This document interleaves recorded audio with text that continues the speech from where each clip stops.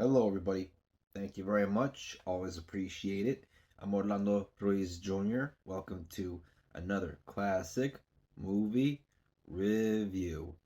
It is 2026, so it's the anniversary for a lot of great films, whether they came out 30 years ago in 96 or 40 years ago, like the last movie I just did a video on, Top Gun, celebrating a 40th anniversary, or movies from 1976 this year celebrating a 50th anniversary, like this film right here, a sci fi classic from director Michael Anderson, who directed 1956's Around the World in 80 Days, also 1977's Orca. Right now, I'm talking about a little sci fi classic called Logan's Run, based on the 1967 novel of the same name written by William F. Nolan and George Clayton Johnson. The film takes place in 2274, and I understand it's different in the book. I've never read the book, but I heard that the film takes a few liberties from its source material.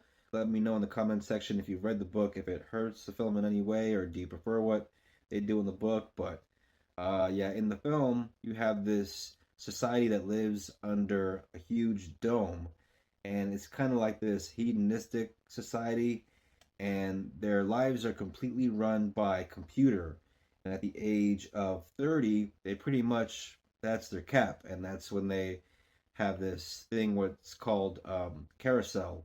And once you're 30, everybody who is 30 goes to the carousel, and they're told either they're expired then and there, or they're maybe even part of a lottery where they can be reborn. And I guess every now and then there are people that when they turn 30, they don't even want to know what happens when you turn 30. They don't even want to be a part of the carousel. And so every now and then you have what they call runners. And that's why they also have what's called Sandmen. And Logan 5, the main character in the film, played by Michael York, of, well, he was in The Three Musketeers, he was in Cabaret, he was in Austin Powers as what do they call him? Basil something. Basil Exposition. That's what it was. Basil Exposition. I guess that was the joke, right? I mean, that's all he did was give out the exposition. But anyway, so yeah, Michael York plays Logan 5. Richard Jordan plays his partner Francis 7. So yeah, the Sandmen. Somebody tries to run, the Sandmen go after them, and pretty much. And Michael York's character has a little run in with Cutie, played by Jenny Agutter. Jenny Agutter of An American Werewolf in London.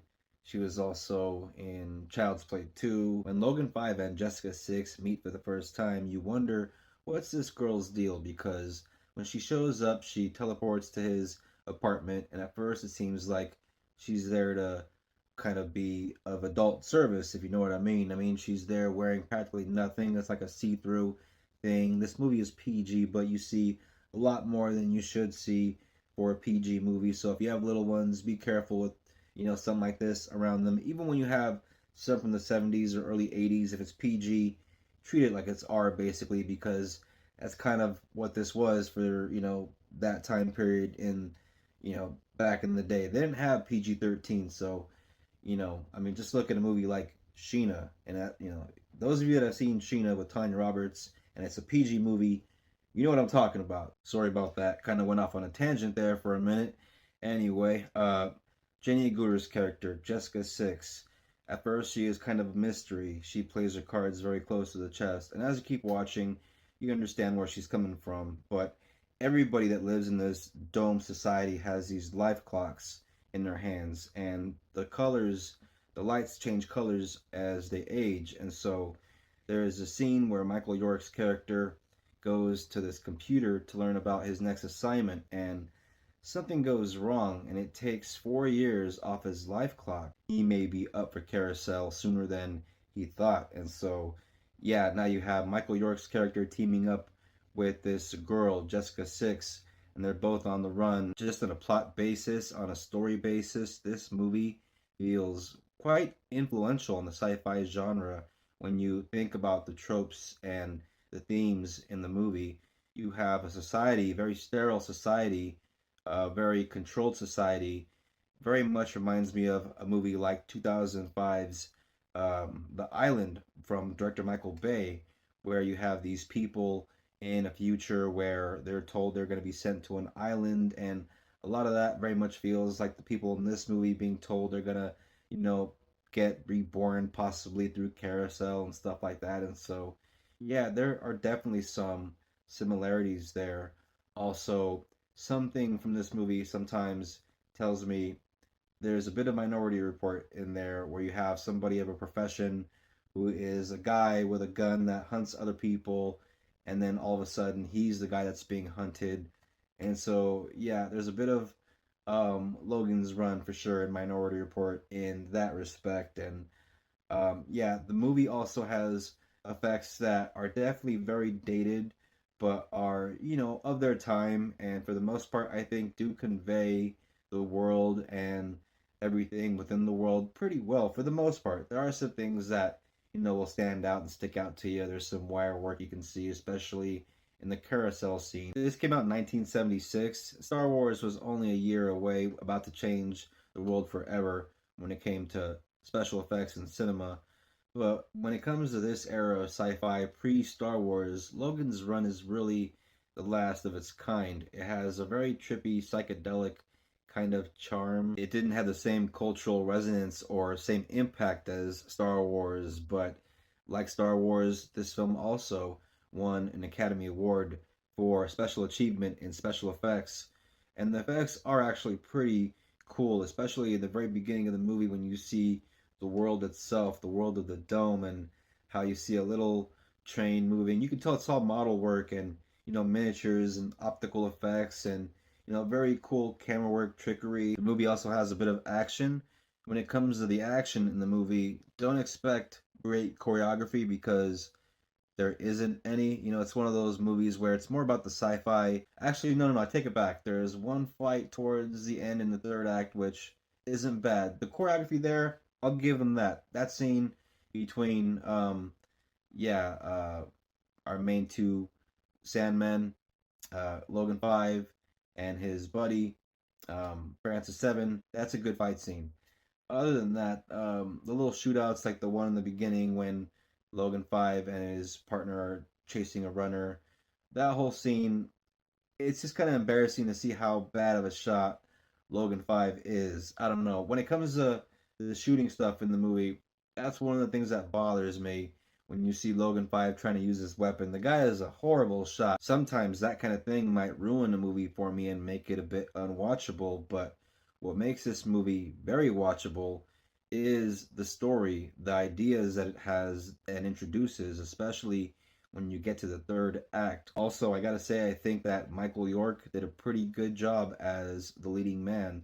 Usually, I am only used to seeing him as supporting characters in movies, but as the main star, he did all right. And ultimately, maybe the movie could have been served a bit better if it was a bigger name actor of the time. But considering the role called for somebody to be around 30 or under 30 or whatever, most of the actors they probably would have gotten or try to go with were going to be something like, you know, maybe Paul Newman or Dustin Hoffman or Robert Redford and, you know, who else was big back then? You know, Steve McQueen, you know, in 76, all those guys were over 30, well over 30. So maybe Michael York was the best choice for this role at the time. Like all classic sci-fi movies, you got to have a great classic sci-fi music score. The music for this movie was done by the great Jerry Goldsmith, man behind the music of First Blood, Gremlins, also Alien, also Air Force One, LA Confidential. So yeah, great Jerry Goldsmith music score. 1976's Logan's Run. I give it 3 stars. It's a movie that you can find on streaming, but you guys know me. I'm a hard copy guy. I have my copy right here of the film on DVD. I love this cover though. I really like the artwork. They don't make covers like this anymore with really cool old school looking artwork. Just really creative looking and just all the detail they put in there. And yeah, I'll kind of get that closer so you can look at what I'm talking about. And yeah, they just really don't make them like this anymore. I know it's not realistic, but I don't think it's supposed to look realistic. After all, you know, it's 70s sci-fi, pre-Star Wars sci-fi. Like I said, the end of a sci-fi era. But yeah, Logan's Run, 1976. Check it out. It's out there for you. Thank you all very much for watching this classic movie review. It's very much appreciated. If you're into the classics, if you're into movies, if you're into this kind of thing, if you're new to the channel, subscribe. Hit the bell for notifications for more reviews from me coming out soon. If you're a returning viewer, I thank you for your views and your support. Always very much appreciated. Please don't forget to comment, share, like. It always helps.